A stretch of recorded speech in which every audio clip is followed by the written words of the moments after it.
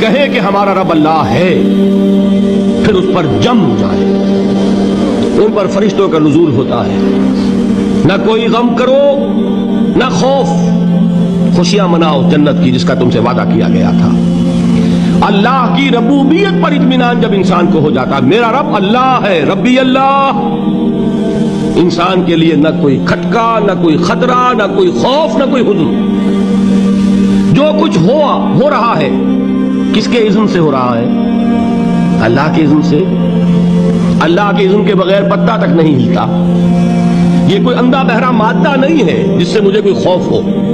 اندھا بھینسا چلا رہا ہو اس سے تو ڈرنے کا ہر انسان کو ڈرنا چاہیے، نہ معلوم کس کو ٹکر مار دے، لیکن نہیں، اس کائنات کو چلانے والا ایک سمیع و بصیر خدا ہے، وہ جو میرا دوست ہے، میرا ولی ہے۔ اللہ ولی الذین آمنوا یخرجہم من الظلمات الی النور۔ اللہ اہل ایمان کا ولی ہے، ساتھی ہے، پشت پناہ ہے، مددگار ہے، حمایتی ہے۔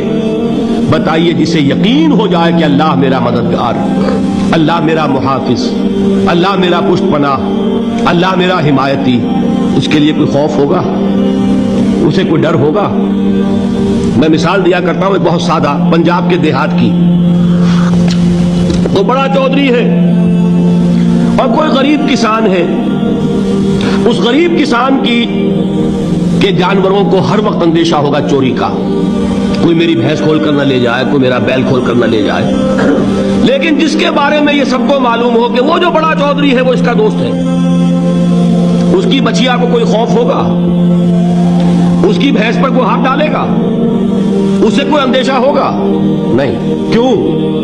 کہ وہ بڑا چودھری، بڑا اس کا یہاں کا سردار، جاگیردار، سب کو معلوم ہے وہ میرا دوست ہے، کوئی میرے خلاف اقدام نہیں کر سکتا۔ اس دنیا میں یہ چھوٹی سی بات اگر آپ کے دلی اطمینان اور سکون کا باعث بن سکتی ہے تو ذرا تصور کیجئے۔ میں لفظ تصور استعمال کروں گا صرف اس لیے کہ اس کا ہم جس کو کہتے ہیں ادراک اور شعور کر نہیں سکتے، اگر کے ساتھ کر سکتے۔ اگر یقین ہو کہ اللہ میرا مددگار اور یقین ہو کہ اللہ ہر آن میرے ساتھ ہے، پھر کوئی خوف؟ کس کا خوف؟ کوئی شے اللہ سے بالاتر ہے؟ کوئی قوت اس سے زیادہ طاقتور ہے؟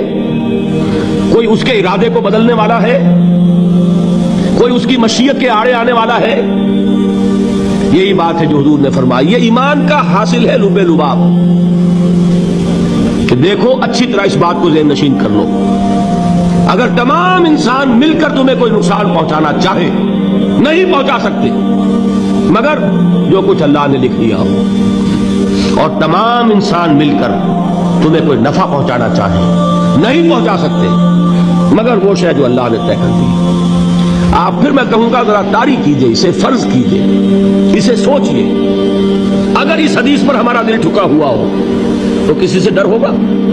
یہ مجھے نقصان نہ پہنچا دے، یہ میری رپورٹ خراب نہ کر دے، یہ میری انکریمنٹ نہ رکوا دے، یہ میرا یہ نہ بگاڑ دے، یہ میرا یہ نقصان نہ پہنچا دے۔ اس کا ڈر، اس کا ڈر، اس کا خوف، اس کی خوشامد، اس کے لیے جا کر طرح طرح سے اپنی عزت نفس کو دلیل کروانا اس کے سامنے، یہ سب کچھ کیوں کرتا ہے انسان؟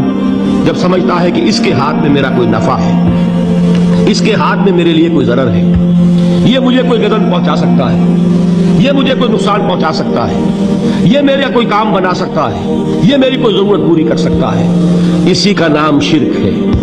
جہاں آپ نے یہ سمجھا کہ غیر اللہ کے اندر کوئی طاقت موجود ہے، وہی شرک ہے۔ بتوں سے تجھ کو امید خدا سے نومیدی، مجھے بتا تو صحیح اور کافری کیا ہے؟ شرک تو یہ ہے جس پر بھی تمہیں یہ خیال ہے کلمہ ہے، یہ کلمہ سوم، لا حول ولا قوت الا باللہ۔ ذرا اس پر دل کو کبھی اگر آپ تصور کریں، پھر فرض کریں، دل ٹھک جائے اس پر، کوئی طاقت نہیں۔ یہی بات تھی جو شیخ عبد القادر جیلانی رحمۃ اللہ علیہ نے اپنی وصیت میں اپنے بچے سے کہی۔ 11ویں دینے والے ہیں، لیکن حضرت شیخ عبد القادر جیلانی کی وصیت اور تعلیمات کو کتنے لوگ تم جانتے ہو؟ یہ جن مقامات تک پہنچے ہیں وہ کس چیز کی بدولت پہنچے ہیں؟ انہوں نے جو پیغام دیا وہ کیا تھا؟ اے میرے بچے، جس طریقے سے قرآن مجید میں حضرت لقمان کی نصیحتیں جو ہے نقل کر دی گئی ہیں، میں یہ عرض کروں گا بالفرض اگر قرآن حضرت عبد القادر جیلانی کے بعد نازل ہوا ہوتا تو شیخ عبد القادر کی یہ نصیحتیں بھی قرآن میں درج ہوتی. اتنی اونچی نصیحتیں ہیں. اے میرے بچے اس حقیقت کو ذہن نشین کر لے, لا فاعل فی الحقیقت ولا مؤثر الا اللہ. اس کائنات میں نہ کوئی فاعل حقیقی ہے نہ مؤثر حقیقی ہے سوائے اللہ. کسی شے میں کوئی تاثیر نہیں اگر اللہ نہ چاہے. آگ جلا نہیں سکتی اگر اللہ نہ چاہے. پانی ڈبو نہیں سکتا اگر اللہ نہ چاہے. زہر ہلاک نہیں کر سکتا اگر اللہ نہ چاہے. کوئی چیز فائدہ نہیں پہنچا سکتی اگر اللہ نہ چاہے. تو در در پہ کیوں سر جھکاتے ہو؟ در در پر کیوں جبیں سائی کرتے ہو؟ سب کے سامنے کیوں ہاتھ پھیلاتے ہو؟ ایک اللہ سے مانگو. ایک اللہ کے سامنے زمین پر اپنی جبین رکھو. لا فاعل فی الحقیقت ولا مؤثر الا اللہ. نظر آتا ہے ہمیں کہ پانی پیاس بجھا دیتا ہے. پیاس بجھانے کی صلاحیت پانی میں نہیں ہے, اللہ کے اذن سے. کھانا بھوک مٹا دیتا ہے. بھوک مٹانے کی صلاحیت کھانے میں نہیں ہے, اذن رب میں. دیکھیے یہی یقین تھا. حضرت موسیٰ علیہ السلام کا واقعہ یاد کیجئے. سامنے سمندر آ گیا ہے. قوم دیکھتی ہے پیچھے کہ گرد و غبار کا طوفان ہے. معلوم ہوا کہ فرعون اپنے لشکر سمیت آ گیا ہے. لشکر جب چلتا تھا تیز رفتاری کے ساتھ تو گرد و غبار کا جو طوفان اٹھتا تھا اس کا تصور کیجیے. اور لمحہ بلمحہ وہ قریب آ رہا ہے. پوری قوم نے کیا کہا؟ اے موسیٰ انا لمدرکون, اے موسیٰ ہم کو پکڑے گئے. قرآن مجید میں تو یہاں وہ باتیں نہیں لکھی ہے, لیکن تورات میں یہ درج ہے کہ بنی اسرائیل جھگڑنے لگے, دست و گریبان ہو گئے موسیٰ کے ساتھ. موسیٰ نے یہاں مروایا لا کر, اس سے تو ہم وہیں بہتر تھے. وہاں کھانے کو ملتا تھا, زندگی تو تھی, بیگار ہم کر رہے تھے, موت تو نہیں تھی. اب جو کچھ ہوگا اس کا تصور کرو, جس طریقے سے ہمارے ٹکڑے اڑائے جائیں گے. تو لڑ رہے ہیں حضرت موسیٰ علیہ السلام سے. یہ تورات کی تفصیل ہے. قرآن میں صرف اتنا آیا ہے, پریشان ہو کر انہوں نے کہا انا لمدرکون, موسیٰ ہم تو پکڑے گئے. اس وقت موسیٰ کا جواب کیا ہے؟ کلا ان معی ربی سیہدین. نہیں, میرے ساتھ میرا رب ہے, وہ راستہ دے گا. بتائیے کہاں راستہ نظر آ رہا ہے؟ یہ ہے ایمان بالغیب. راستہ نظر نہ آئے تب اللہ پر یقین ایمان ہے.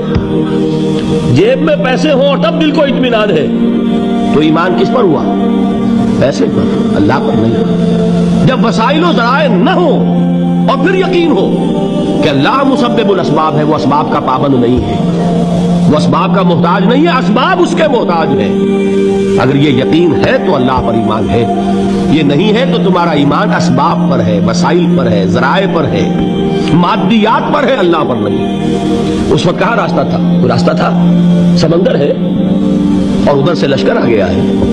کلا ان معی ربی سیہدین. اب دیکھیے ایمان کہہ دینا آسان ہے, ہوا معکم اینما کنتم, جہاں کہیں بھی تم ہوتے ہو اللہ تمہارے ساتھ ہوتا ہے. لیکن اس کا یقین قائم ہو جائے تو زمین و آسمان کا فرق واقع ہو جائے.